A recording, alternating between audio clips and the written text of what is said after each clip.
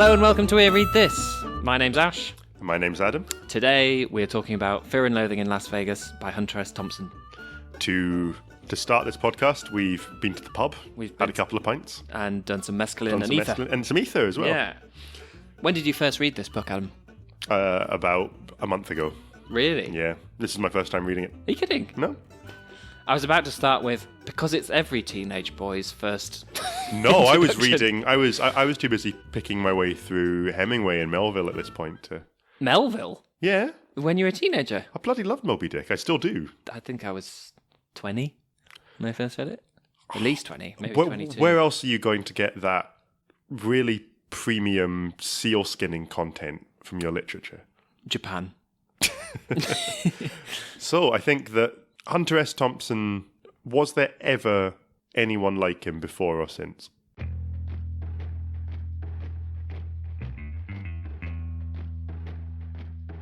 My blood is too thick for California.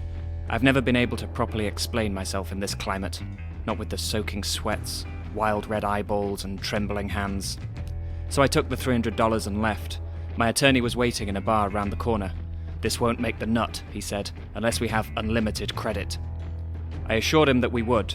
"You Samoans are all the same," I told him. "You have no faith in the essential decency of the white man's culture. Jesus, just 1 hour ago we were sitting over there in that stinking Beguinho, stone broke and paralysed for the weekend, when a call comes through from some total stranger in New York, telling me to go to Las Vegas and expenses be damned. And then he sends me over to some office in Beverly Hills where another total stranger gives me $300 raw cash for no reason at all. I tell you, my man, this is the American dream in action. We'd be fools not to ride this strange torpedo all the way out to the end." I think the thing that's going to dominate potentially this podcast, but also dominate any conversation of Hunter S. Thompson, was how real any of it was. Yes. He's it's almost disappointing to talk biographically about a writer when you've got a really, really good book. You kind of want to ignore it. You want to be like Milan Kundera, that has an ideal of novelists all being anonymous. But Hunter S. Thompson is the draw. He is the attraction to his books. Well, because that's and if you or I, or if a more typical novelist wrote this book, which, by the way, is at least ostensibly journalism, not a novel, then you would say, okay, well, you had a good time pretending you're a massive drug addict, and some of your lines would seem a bit ridiculous. I think we should probably start by defining Gonzo journalism. Okay, yeah, sure.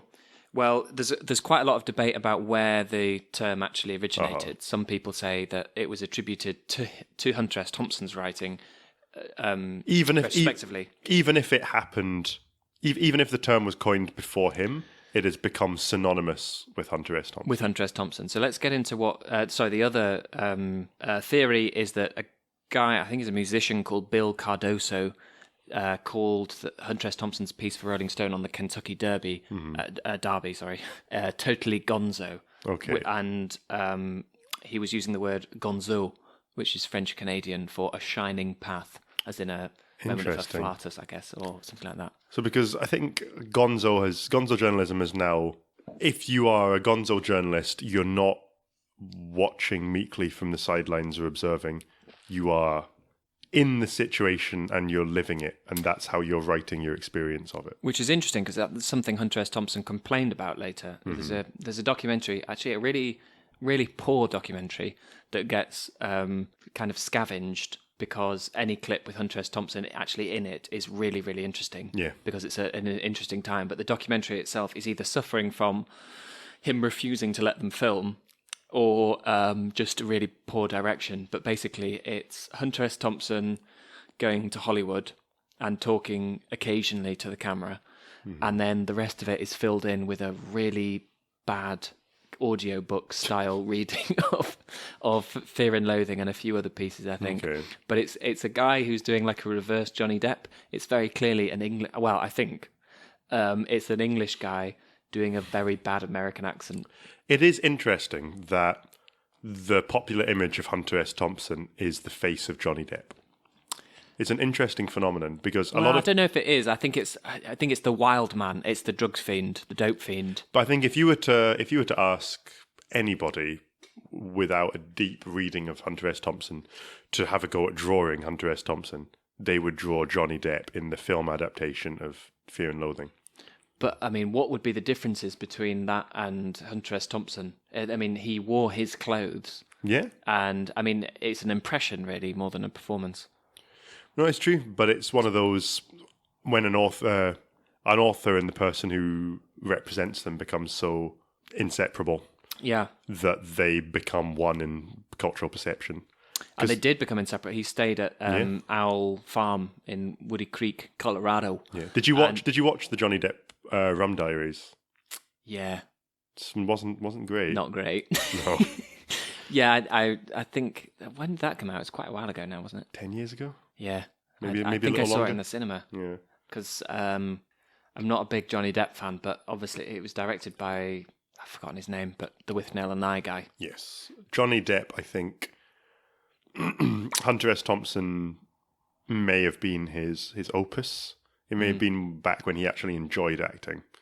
When you see him in whatever the most recent Pirates of the Caribbean sequel was, you can tell he's not really enjoying it anymore. But yeah, it's a really good film, Fear and Loathing in Las Vegas. Yeah, and I think Hunter S. Thompson would be over the moon to find that his work would be adapted to the film. One of the things that surprised me in reading a little bit of biographical work about him for this was that he really liked Johnny Depp, but also just liked the Hollywood clique and liked Hollywood. Well, I mean, maybe not liked Hollywood, but certainly liked the film business. You sort of imagine him calling them all swines and degenerates. But no, he was really into them. Yeah. And he was friends with Jack Nicholson. He was into Dennis Hopper. I think he'd be very happy to know that the film had acquired a very cult following. Yeah. But in terms of the book, I think the film has overtaken the book in terms of cultural perception. I wouldn't be surprised if there are people out there who would be surprised to know it was actually a book before a film. Which is true also for a book maybe we should do as well. The one that I keep, whenever I've texted you or called you saying, The Warriors. We're going to do Leaving Las Vegas. Yeah, Leaving Las Vegas. When we talked about this. I've constantly said... A little aside, do you know The Warriors was actually a book? Was it really? It was a film, yeah. It's called The Warriors. Who's it by? I don't know who it was by because no one's ever heard of it. Because the Warriors film has won out. Yeah. Well, Leaving Las Vegas, likewise, the Nicolas Cage film is really, really based on a book. Famous. Based on a wonderful book by John O'Brien, who, a bit like Hunter S. Thompson, predicted his own fate in that he wrote a book about a guy who went to Las Vegas to drink himself to death, and then a couple of years later drank himself to death.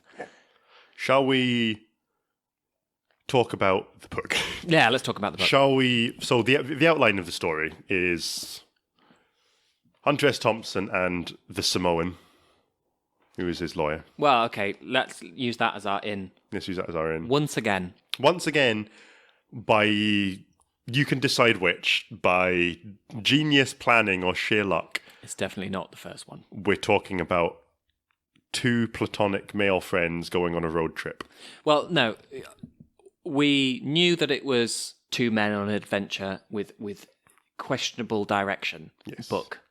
I had forgotten that it starts with quote an intro from quote fucking from Dr. Johnson. I mean, we couldn't have planned it better. Yeah. But then as soon as you start reading a bit more about Hunter S. Thompson, you go, oh, well, of course he likes Johnson. Dr. Johnson. He likes going places and judging people. Yeah. So the opening quote, before you even get to the substance of Fear and Loathing, is, "He who makes a beast of himself gets rid of the pain of being a man," by Dr. Johnson, which is the first thing it makes you think of is the probably sober literal sense in which Dr. Johnson made it. Yes. I.e., he who makes a beast of himself, as opposed to, as in lets himself down, gets rid of the responsibility of being a man. I assume, I don't know what the context that is. I haven't read everything Dr. Johnson has, who has. But the way I'm assuming Thompson would be is that if you lose yourself so deeply to drink and drugs, then you stop being human. But also, it's interesting in that it's not Hunter S. Thompson narrating this ostensible piece of journalism. It's Raoul Duke. And I think he was touchy all the time about where the crossover was between he and himself and Raoul Duke, and whether or not what happens in Fear and Loathing actually happened. And I think the quote is significant in that in becoming Raoul Duke and in making Fear and Loathing all about his drug-addled adventures. He gets rid of the pain, not just for him, but for us, of reading what would otherwise be quite a dull journalistic story. I mean, the defining thing about Fear and Loathing in Las Vegas is there is absolutely no fear and loathing other than the fear and loathing induced by drugs. Yeah. Without drugs in the picture, it is a very, very dull story of hospitality and commissioned journalism. Well, the piece is intended to be a deep dive into the dark heart of America. Yeah. Do you think it succeeds in showing you an underbelly? I think it succeeds in the fact that it shows the silliness of that. And where best to see that than Las Vegas, where it's pure commercial mercenariness and hospitality. And that's why people visit. Yeah. And the only reason that this is an entertaining book or a book of interest is that he has made himself a beast. He's made himself a beast either because he actually took drugs and has transcribed it, we'll get into that in a bit, or he has turned himself into a beast in that he has made up a name and fictionalized everything that happened because the reality of the trip and the commission was so dull. Yeah. It would be a pain for us to read a man's account of his trip. It is really entertaining, funny, and engaging to read a beast's. Exactly. Sympathy? Not for me. No mercy for a criminal freak in Las Vegas. This place is like the army. The shark ethic prevails. Eat the wounded. In a closed society where everybody's guilty, the only crime is getting caught. In a world of thieves, the only final sin is stupidity. Where do we find our characters at the beginning of this book? Somewhere outside of Barstow, when the drugs began to take hold.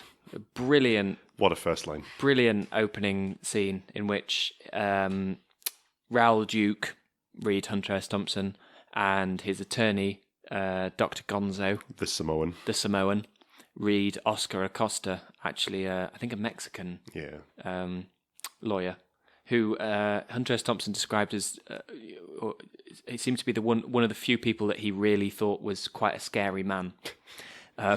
There's a quote in the book which is something like, you can turn your back on a person, but you can never turn your back on a drug.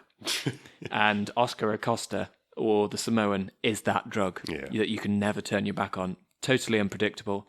He actually disappeared in about 1977 in a strange offshore event. He Never heard from since. Never heard from since. That's amazing. Hunter S. Thompson was convinced he was alive and tried to bring attention to the case and investigate it, but no, he vanished. Never to be heard from. So what year is this set in for cultural context? 71. I'm not sure, I can't, off the top of my head, I can't remember because he did actually go with Oscar Acosta, who's the real Samoan, and not Samoan. He did go to Las Vegas and he did go to the Mint, whatever it is. It's the Mint 300 or 3000 in the book, but it's something slightly different in real life, to record basically a very, I don't know, dull-sounding race in Las Vegas. Because I think that Las Vegas in the 1970s is, you're about 10 years out from Rat Pack stuff. You're about 10 years out from when Las Vegas was a sort of shiny cultural destination. You're into a decade of sort of depravity. And so rapid, because Las Vegas hasn't even been around very long. It was built as a shining jewel of scaffolding less than a century ago. Yeah, shining jewel in the desert to be a destination to cut loose and hedonism and live wild, and the celebrities of the day will be there to entertain you. Yeah. And with the end of the swing era, I think that was already starting to fall apart. Yep. And the strip was taking hold, and organised crime and drugs and unregulated gambling and all of this fun stuff. I mean, the thing that's really, really striking about the book is that absolutely nothing happens without drugs. Yeah. Like it's this big glitzy place. You can see the draw for a writer of it being a place where, morals go out the window, where people, no one goes to sleep. Yeah. The bar opens at 7 a.m. All kinds of drifters coming in from nowhere. It's the place where you proverbially get buried in the desert. Yeah. Well, it's the modern Wild West. Yeah, but essentially it's a big hotel. Yeah. And they go, and what I found interesting about the link between him and Dr. Johnson, by the way, it is Dr. Thompson and Dr. Johnson. He is a doctor of journalism. Where did he get his PhD from? I can't remember off the top of my head, I'm afraid. But real legitimate PhD in journalism. He was a real doctor, I think. Yeah. But he, like Dr. Johnson, he's basically remodeled that quite innocent adventure of going to somewhere and cataloguing it with new eyes. Mm-hmm. Except that for jaded 70s and most particularly post-60s eyes, he's had to find a way of rejuvenating his eyes, and that way is drugs in this case. Well, a sort of a documentation of a trip, like a tour of the Hebrides, there would be no interest in that. No, imagine if you and I did that. If we did that right now, where we just did the West Coast 500, which is the West Coast drive from top to bottom in Scotland, and talked about it like no one had ever heard of the places. There's a tree. 800 words on a tree. Yeah. No, it wouldn't go down. There needs to be an angle, and the angle is drugs. Well, for this, it's the angle is drugs. Basically, what he's brilliant at is that in their endless series of very dull deadlines and meetings, and we need to get here to talk about this. We need to talk to this person. The concierge was going to come up and give us our bill. He turns into a crisis because they're paranoid, because he is very, very dramatic. Everything happens dramatically, and even if it's nothing. Yeah. It's quite interesting, actually, that the one moment of drama involving other people, the one moment really that he's in any trouble at all is when he's caught drunk driving and drunk speeding by a cop, which in the film is Gary Busey. Yeah. In a scene which and is a bit different and his acres of teeth. And his acres of teeth, yeah. That happens in the book. And that's really the only moment of danger for Raoul Duke. And he just shrugs it off and styles it out. Yeah. There are lots of moments of non-danger in the book. And it's made very, very clear that nothing was threatening them, where they fall to pieces and end up kind of screaming and going into kind of paranoid rants about lizards or whatever. It's backcountry. Yeah, it's backcountry. Well, that's the other thing. Coming back to make a beast of himself, there are a lot of beasts. There are bats. Lizards. There are lizards, people as conceived of in these hallucinogenic visions. Two random tangents I want to take. One, Bad Lieutenant Port of Call, a remake of the Bad Lieutenant films with Nicolas Cage again, where which is a great film. The Bad Lieutenant Port of Call, he hallucinates iguanas. Yeah. Everywhere. And I think that's very much tied back to Fear and Loathing. Well, why do you think it's lizards? Well, have you seen Rango as well? I have seen Rango, yeah. Rango is very clearly tied to Fear and Loathing. It's a lizard in a Hawaiian shirt. So. Yeah, but why do you think he thought lizards? Because lizards are the most notably sinister. Well, lizards have the lizard men conspiracy, where world leaders and people in power are actually reptiles in skin suits. Yeah. Is an incredibly tangent. Because some people say we're scared of spiders or any reptilians out of some kind of spinal pang. A real primal urge, because those are the sort of creatures that used to eat us. In common sense terms, unless you're an Australian, it's ridiculous for us to fear a spider. Mm-hmm. But actually, spiders. But man as a beast would be afraid of a spider or a lizard or a snake. Yeah. Just on the lizards front, this is a quote from Generation of Swine, which is a compendium of, I think, the articles he wrote for the San Francisco Chronicle. He got a lot of mileage out of that word. Swine. Yeah. Oh, yeah. I can't remember who it's describing, but here we go. The man was a fish head, a creature without many cells. He was like one of those big lizards that never feel any pain when you rip off its tail or one of its legs or even its head, as they do down in Chile, because it will all grow back by dawn and nobody will know the difference. So there's something that he finds, I think, specifically horrible about the cold-blooded, which I think all of us feel to an extent. Yeah, and the fact that any damage done is instantly reparable and pointless. Yeah, there's a notable lack of warm-blooded animals or mammalian animals in all of his. I mean, apart from swine. Yeah.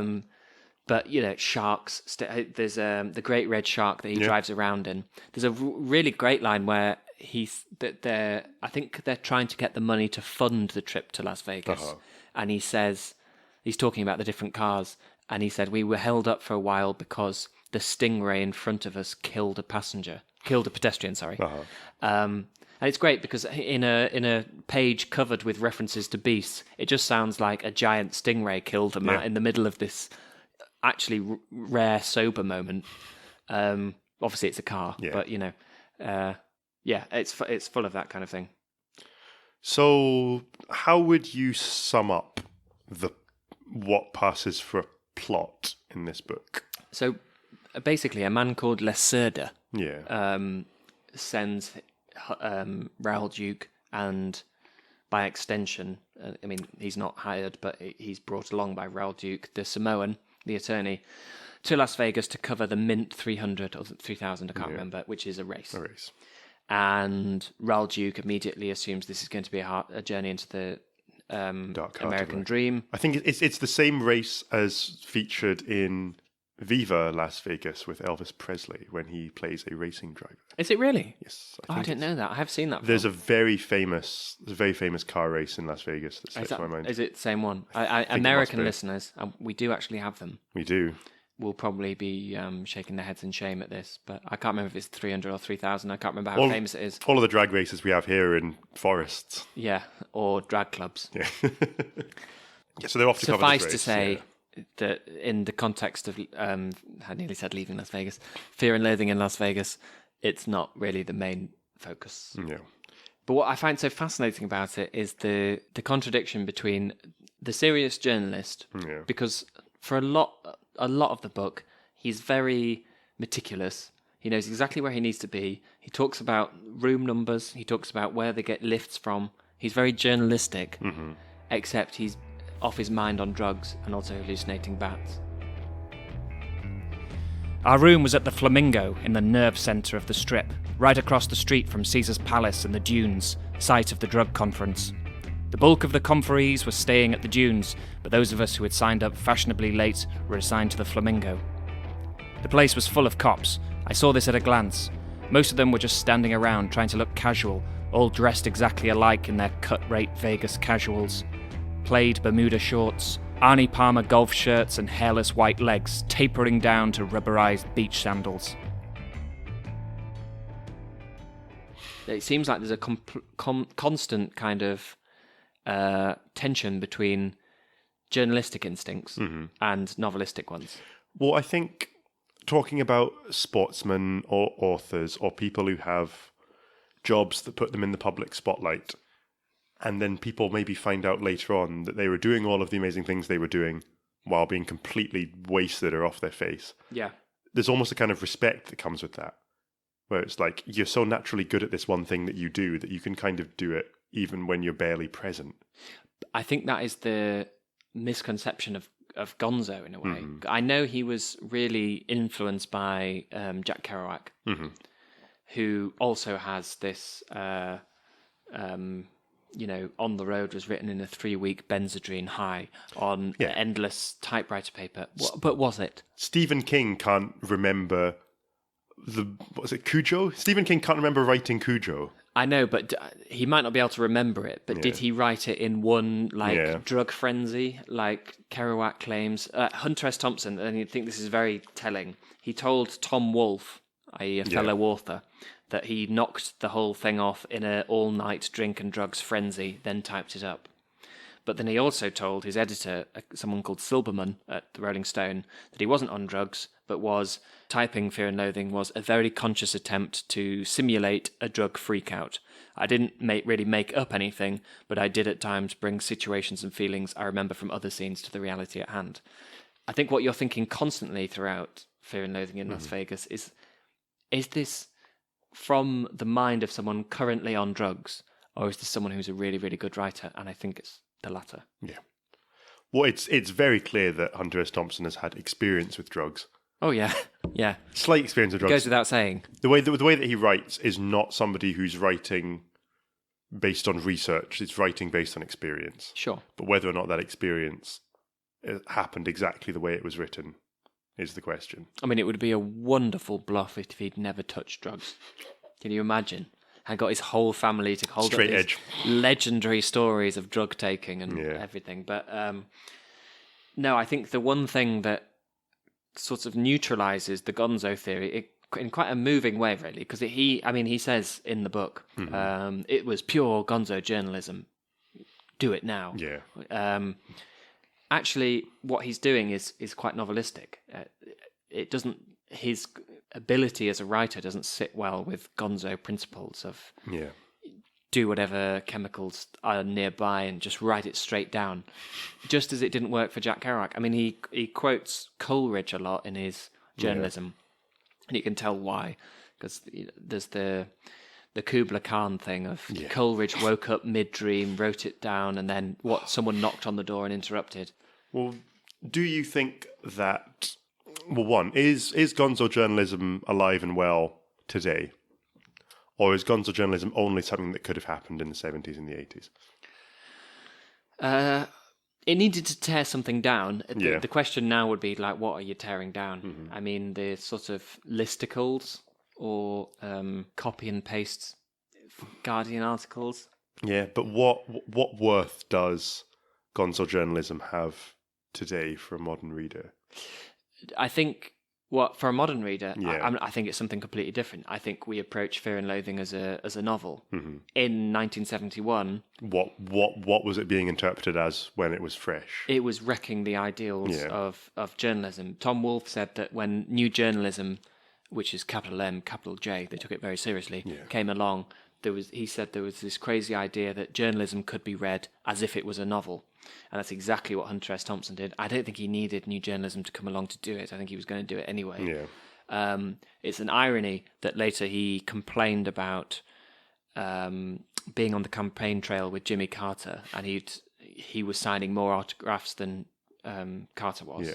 And he was saying, I've become too much a part of the story. Yes. I'm in the way. I used to be able to hang back and observe, but I've... Yes. Well, I think this burden of being too in the middle of it has been taken on by documentarians recently. When, just off the top of my head, I watched Dawnwall and Free Solo recently. Oh, I haven't heard of either of them. 2 documentaries about climbing.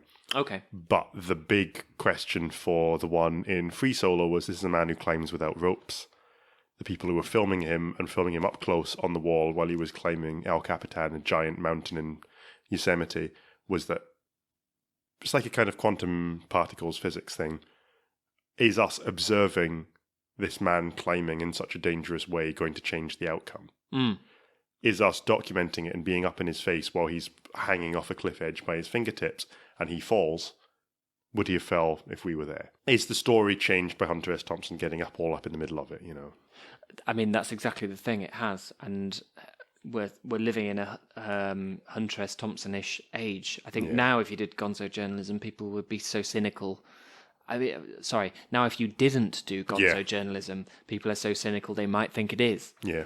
And by Gonzo journalism, I mean, involve yourself in the story, derange yourself in some way, whether it's chemically or not, for perspective to or have context, a perspective issue. People are very touchy and sensitive to the idea of being subverted somehow. And if you read a normal article, your instinct, if you think it sounds a bit clever, is to go, is this guy having a joke on me? Yes. Or, is this guy taking the piss? Kind of thing. I think that an organisation like Vice, Vice writes all of its articles like the journalists who write for Vice are trying to be the next Hunter S. Thompson. Yeah, I mean, Hunter S. Thompson-esque writing is some of the most wearisome stuff to drag yourself through. And it comes straight back to that fact that as soon as you read about Hunter S. Thompson, as soon as you see an interview with him, you realise he might not have written everything in a drug binge, but he had drug binges. Yes. His life was full of them. He did it, and he lived that life, and maybe to some extent, but not in a mawkishly method actor way, he became Raoul Duke. He wasn't following in the footsteps of whatever Hunter S. Thompson came before him. He was doing it for Yeah. I think if you were to see a Vice article that was like, I spent 6 weeks living with a Colombian drug lord just so I could have some stuff to write. Yeah, I pointlessly endangered myself in something that I'm not interested in order to have a Hunter S. Thompson-ish effect. Yes. He was doing it for, like you said before, the sake of tearing something down, the sake of destroying old conventions and starting new, to shock.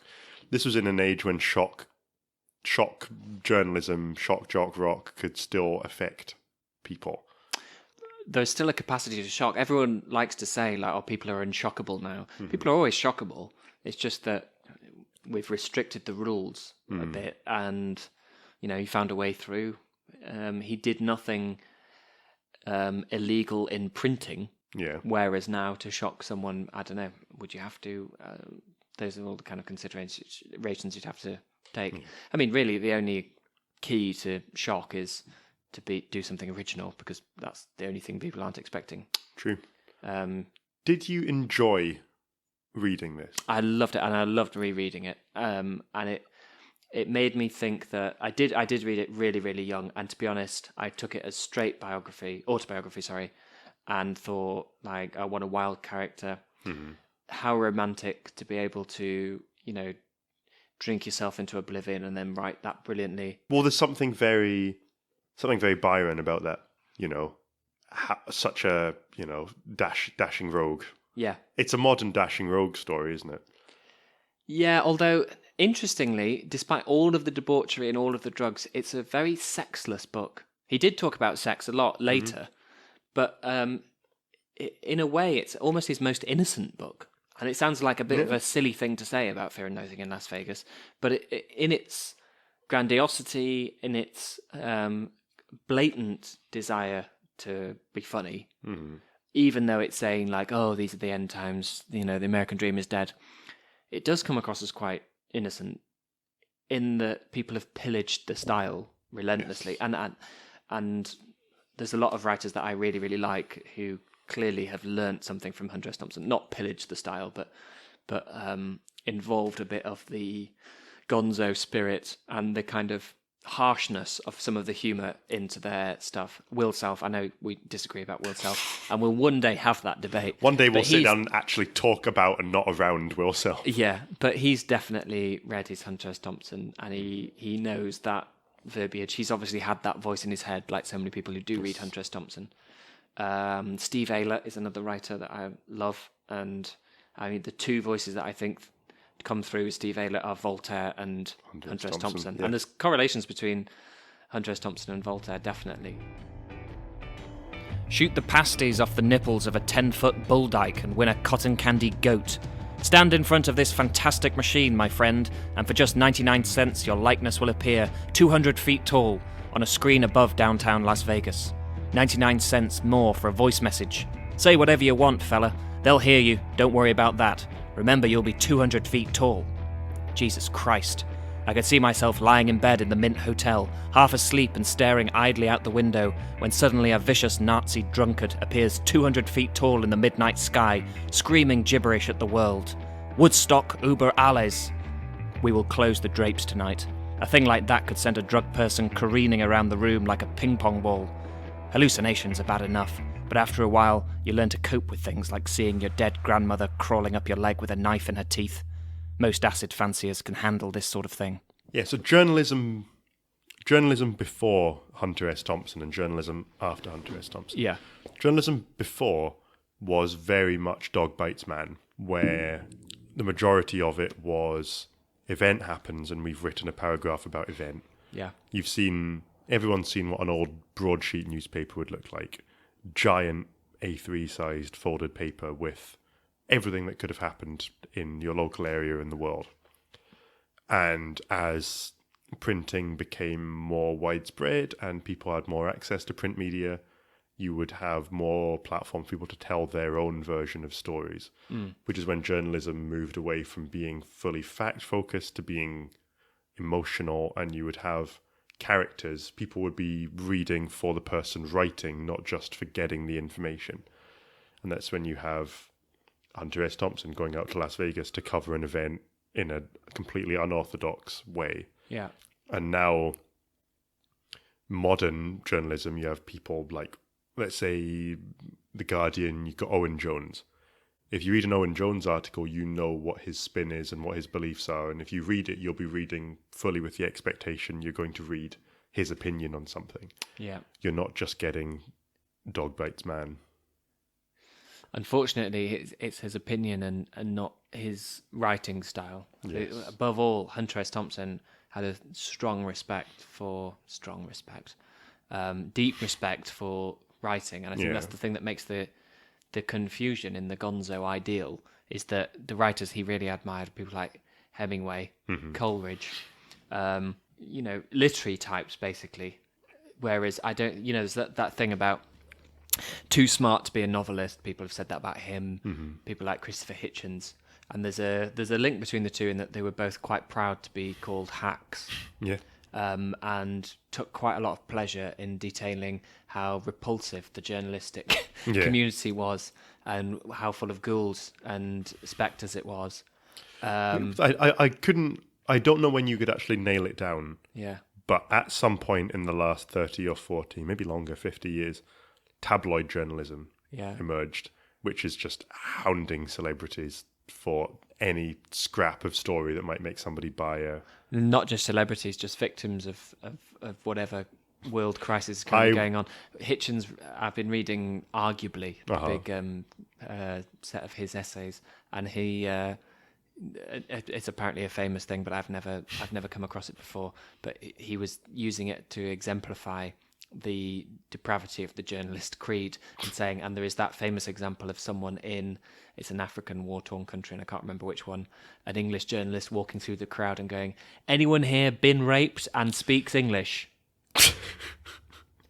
There is definitely an amount of cynicism in journalism, because you know that your story has to communicate into something that somebody wants to buy.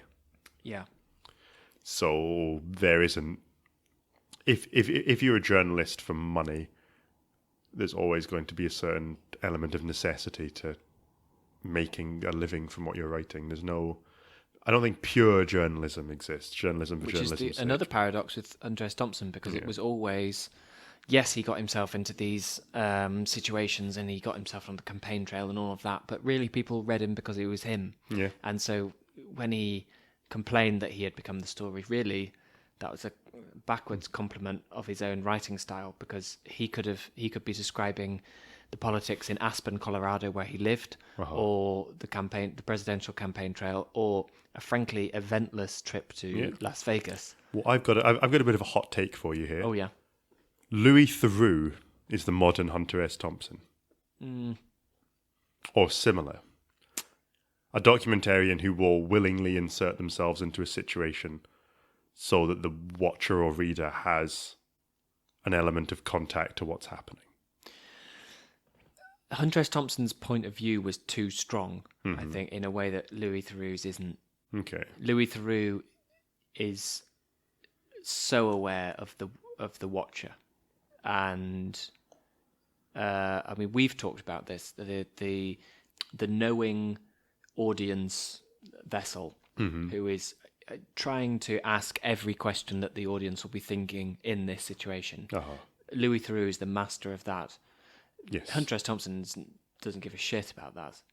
Oh, but not in the context of an interview, in the context of Louis Theroux comes to you with an elevator pitch, which is literally, I'm going to go into the middle of Nevada and live in a brothel for a month. Yeah, in that he is the story as much as the story. Yes. Then, yeah. Although I can't imagine Hunter S. Thompson doing something as sober, no pun intended, as some of Louis Theroux's later stuff. But I feel like that may be the way that Louis Theroux would carry himself in that situation, would be a reaction against the way Hunter S. Thompson would carry himself in that situation. Yeah, I don't think that... I mean, I have no idea what Louis Theroux thinks about Hunter S. Thompson. I don't know either. But if you enjoys the... But they aim for similar results with different methods, where they want to communicate what a situation or an event is like, and using themselves as the lens. What I find interesting is that obviously Louis Theroux's not on drugs. No.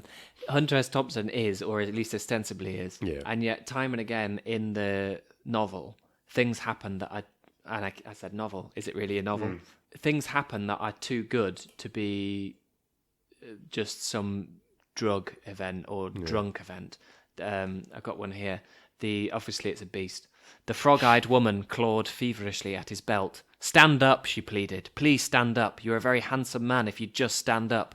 He laughed distractedly. "Listen, madam," he snapped. "I'm damn near intolerably handsome down here where I am. You'd go crazy if I stood up." I mean, that's a kind of old-fashioned sort of joke, but it's too structurally a joke for it to be something that would happen in a drug binge.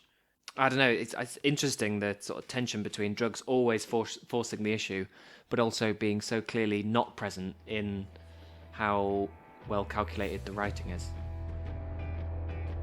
But none of this makes any difference with a head full of mescaline. You just blunder around doing anything that seems to be right, and it usually is. Vegas is so full of natural freaks, people who are genuinely twisted, that drugs aren't really a problem, except for cops and the skag syndicate. Psychedelics are almost irrelevant in a town where you can wander into a casino any time of the day or night and witness the crucifixion of a gorilla on a flaming neon cross that suddenly turns into a pinwheel, spinning the beast around in wild circles above the crowded gambling action.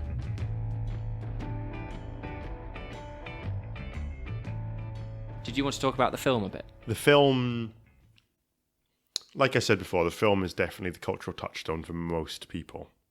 The film has achieved a sort of cultural awareness of the fisheye lens looking directly into Johnny Depp's face and him mumbling about backcountry.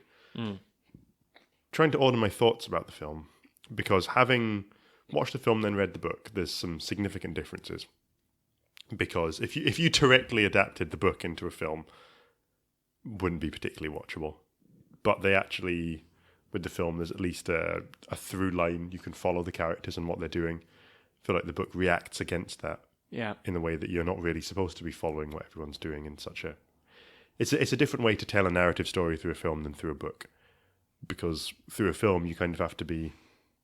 If a scene cuts and you're somewhere else, there has to be a sort of mutual understanding between director and viewer as to why the previous scene ended there and the next scene started there. Yeah. In a book, you can just start and stop wherever you want as a series of disconnected stories around the same event. I've just had a brilliant idea. What's your idea? That we do a series of podcasts where one of us reads the book and one of us watches the film, and we arrive with a synopsis that we have written based on each format. Cut this out. This is too good an idea this to is broadcast. So good an idea. I'm definitely not going to include this on the podcast. That's a very good idea. Yeah. Okay. And then we compare notes and inform each other what happened in the film and what was left out of the book, or vice versa. We need to think of a film that's just as famous as the book is. Oh, there's loads. Fight Club. I mean, we could go a lot more literary than that, though. Pride and Prejudice. You could do like Austen, yeah. You could do Joyce. That could be our way of talking about Joyce. Which one? The Dead.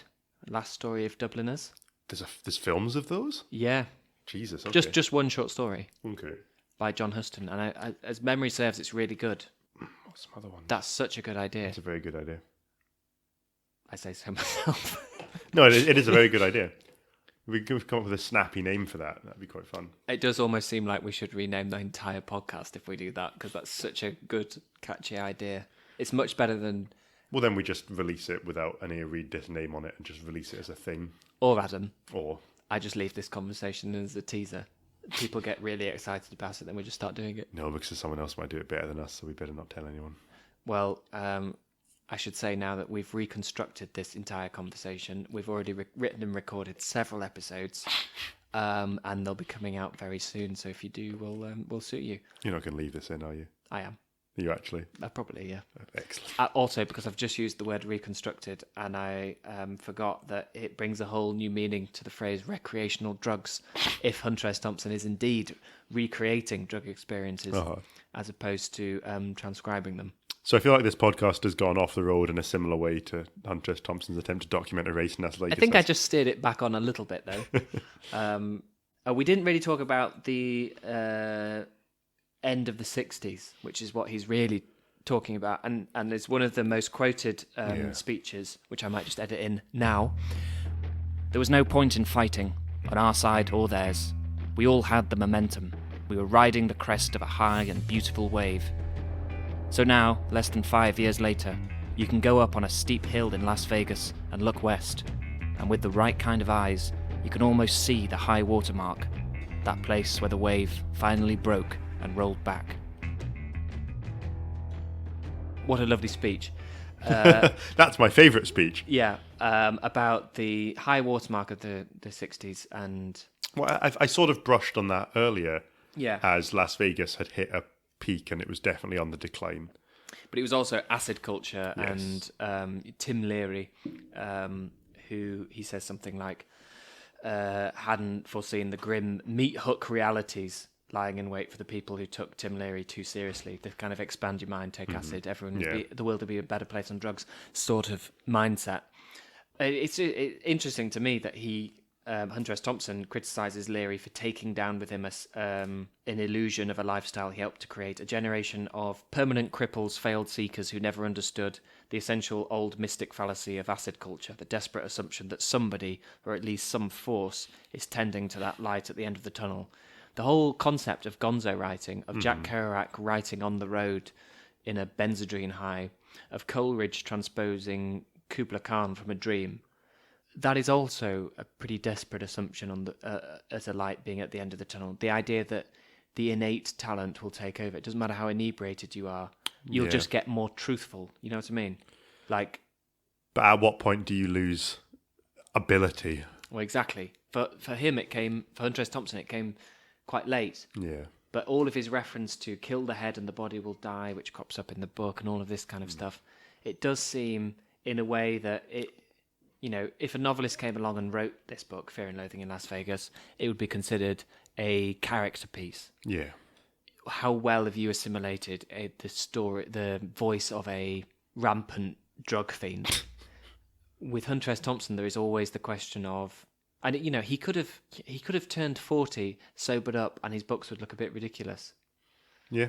You almost have to credit the commitment to chemicals. Commitment to the bit. In a way. Yeah. But that's exactly it. It wasn't a bit. You know, in so many other writers, it is a bit. Or writers extrapolate from a 6-month period when they were really drunk a novel.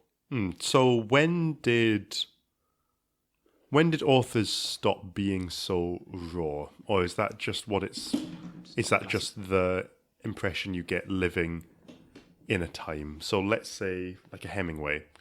Hemingway wrote and then he killed himself. There was this aspect of author's suffering and an author's pain. Do you just not see that when the author's alive and writing, like we are with contemporary authors now? Or has the profession of a writer and the experience of a writer changed? I think coming back to the cynicism thing, I think we'd be really alert to it now. Sure.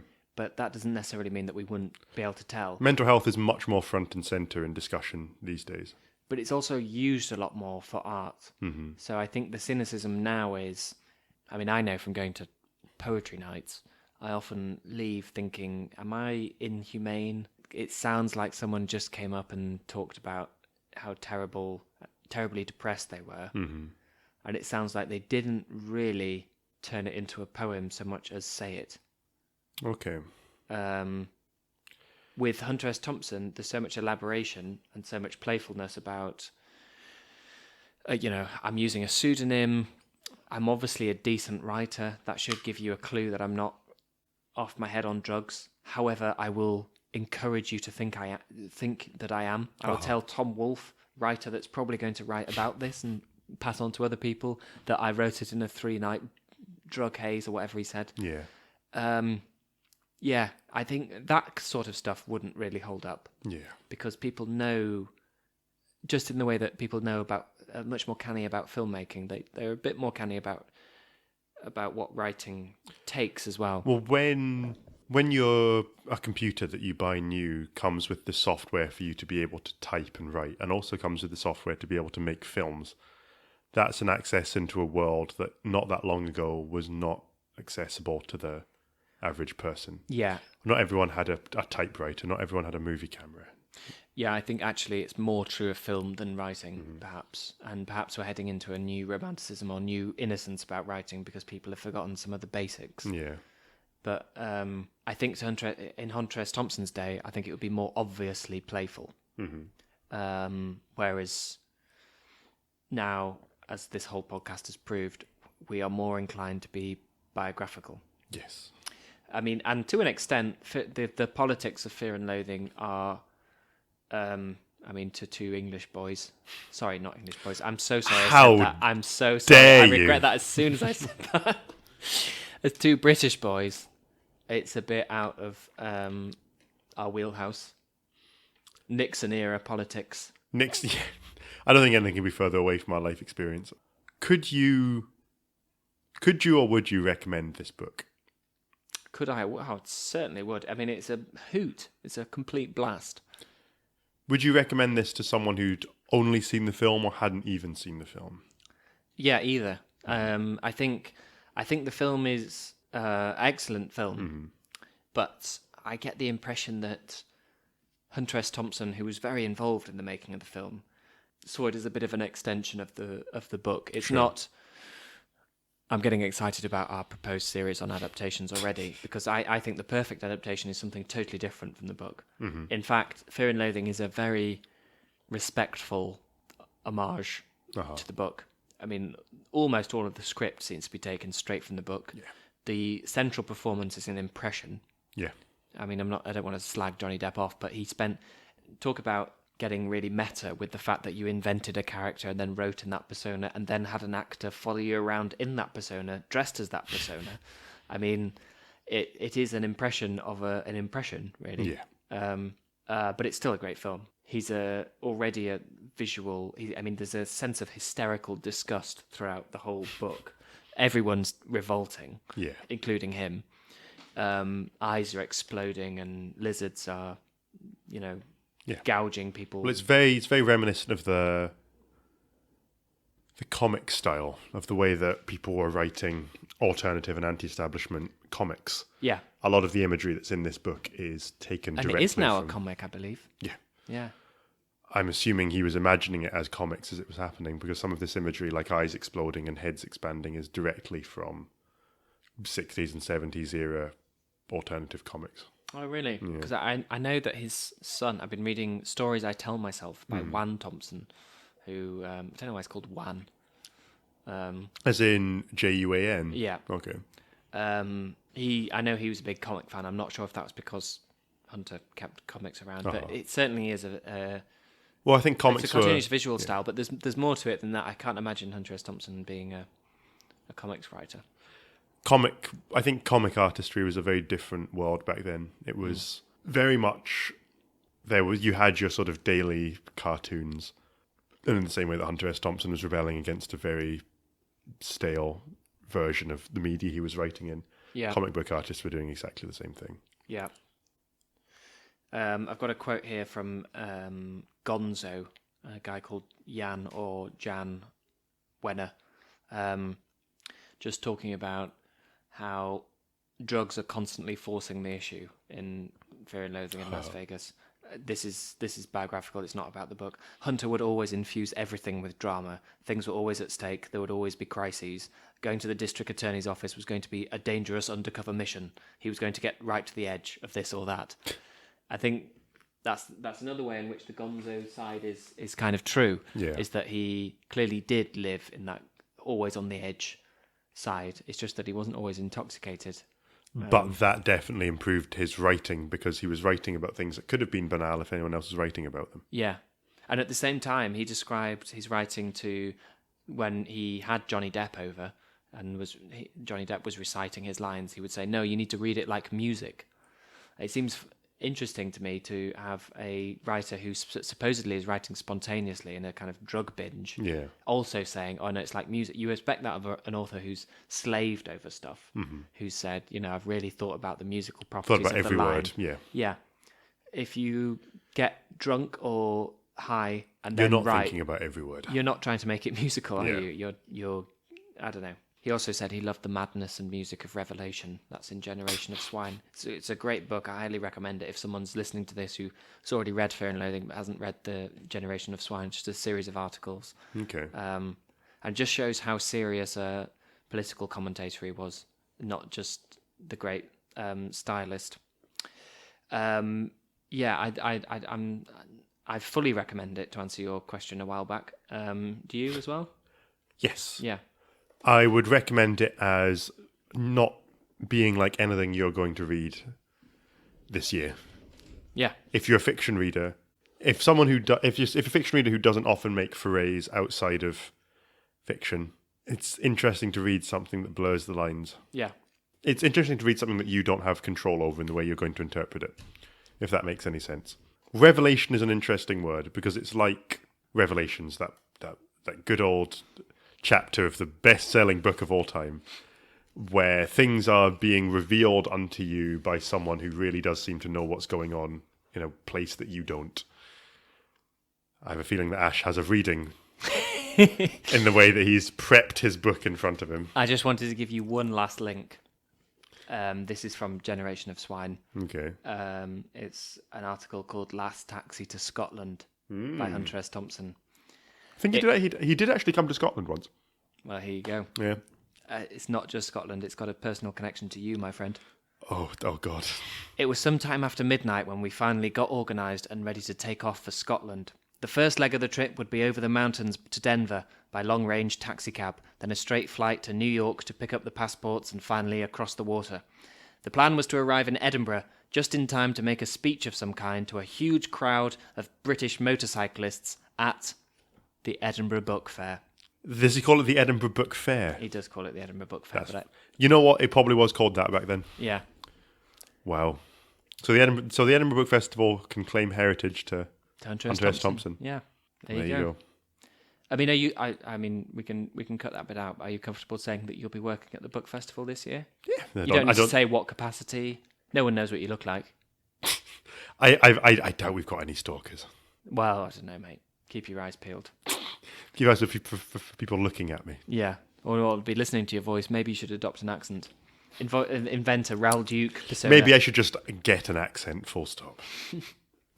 Well, I think that's in a meandering way covered. Yeah. I hope that's expressed. By I don't think like there's any the other book way and to. why you like I don't think the there's book. any other way to examine this book other than in a meandering way. Yeah, and as intoxicated as we are as well. We are. We're into 2 pints and 2 cans. 2 pints, 2 cans, and 6 lines. This is backcountry. This is backcountry. You are my attorney. Adam is now pouring his beer over himself to facilitate the tanning process. Did we mention the fact that he went on a trip with his attorney? Yeah. Did we? Okay. We memory. we mentioned that the secondary character in this was an his attorney. Yeah, like Boswell and Johnson. Yeah. I mean, it's bizarre, isn't it? It is bizarre. Yeah. Anyway, that has been Ear Read This. I really hope you've enjoyed this episode. If you want to get in touch, you can find us on Facebook, Ear Read This, Instagram, @Ear Read This, same for Twitter. You can email us any ideas. I've been doing a couple of the short form poetry ones. I mean, Adam and I have been talking about doing some different things after September.